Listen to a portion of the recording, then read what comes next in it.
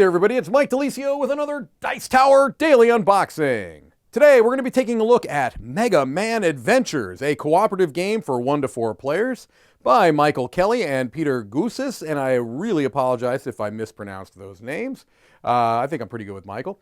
Coming from Blacklist Games and from Capcom, which, if you are familiar with this IP at all, Mega Man is a video game that has been in a number of different video games throughout the years. It's a character that has been in a lot of video games throughout the years. It is I would call it an iconic video game character. Dr. Wily and his robot masters are threatening the world again. Mega Man Adventures is a tabletop game of robot blasting action for 1 to 4 players. Join forces with Mega Man, Proto Man, Rush, and Roll to battle Wily's forces through the classic stages from Mega Man 1, Mega Man 2, and Mega Man 3 in this action-packed cooperative game of card play and dice management. Get your Mega Buster ready and save the world. 30 to 60 minutes, 1 to 4 players. All right, let's take a look inside the box. Let's see if we can get a sense for how this cooperative game might play out. We start off with our rule book here. We'll just take a quick glance through this. All right, so for your first game, open the Mega Man 1 pack, leaving Mega Man 2 and 3 packs in the box. So it looks like you're going to play through a campaign, perhaps. It does say that there are additional rules for campaign play. Here's your setup of the game and your kind of illustrated setup here with an example. Okay. The object of the game, cooperative game, all players win or lose together. In order to win, each player must reach the end of their stage by completing their stage cards and then must defeat their boss by completing all of their boss pattern cards.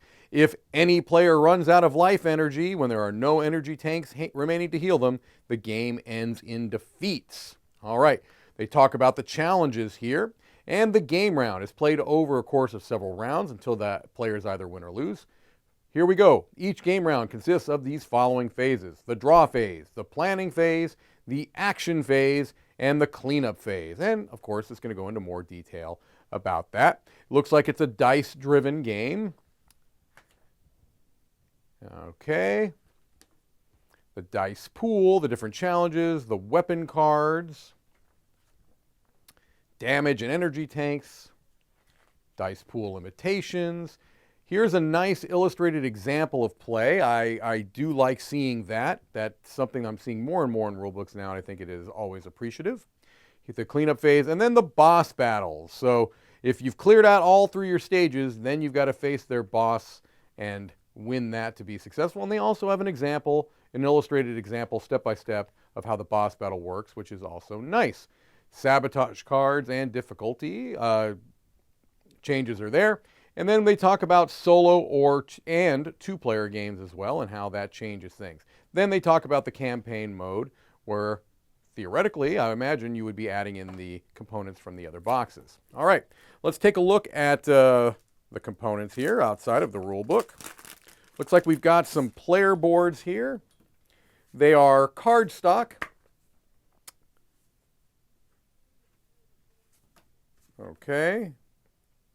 If you are familiar with the video games, I'm sure that these characters will look very, very, very familiar to you. Here we've got our cardboard components. They are fine quality. They seem to be plenty thick, so no real issues there that I can see. All right. We've got our custom dice here. And if it's a dice-driven game, you're going to want to make sure the dice are fun to roll, and these seem to be pretty cool. They're etched. Let me make sure those get in focus for you so you can kind of see the different dice faces there. Custom D6s in 3 different colors. All right, we'll get those back in their little cubby hole there. Here's our Mega Man 1 box. Cutman, Electman, Fireman, Gutsman, Bombman, Iceman. So it looks like there are some components in here. So we have an acrylic standee. I am a big, big fan of acrylic standees. I think those are great. They're a nice alternative to miniatures, and they're a little bit more kind of impressive in many ways, in many instances, than cardboard standees. So I do like that. Let's take a look. I'm not going to open up the other boxes just in case there's any kind of spoilery type stuff. But since this is the first one you start with, I don't think that there's any spoilers here. But if you think there might be, other than that standee, then maybe look away. But I don't think there are. All right. Very, very clear, easy to read card. So it does not look like these are complex to discern. Here we've got a little bit more going on, perhaps. Some text in there. The different stages. And then I'm assuming these are the bosses, perhaps. Cards. All right. So that's Mega Man 1 box. Looks like we've got Mega Man 2 right here. Clearly there are components inside of there. Mega Man 3, there are more components inside of there. Again, I'm not going to open those just because there might be some cool stuff that you can discover on your own. And if you are interested in the game, you likely will be looking through those things. So here are some stage cards. You can see some iconography and some art that is, again, going to be very, very familiar to players of the Mega Man video games over the years. They are clearly leaning into that nostalgia.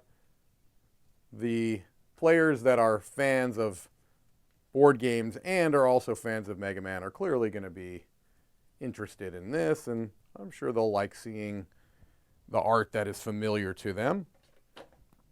Looks like we've got a few more cards that we'll take a gander at here. Here are some mini-size cards.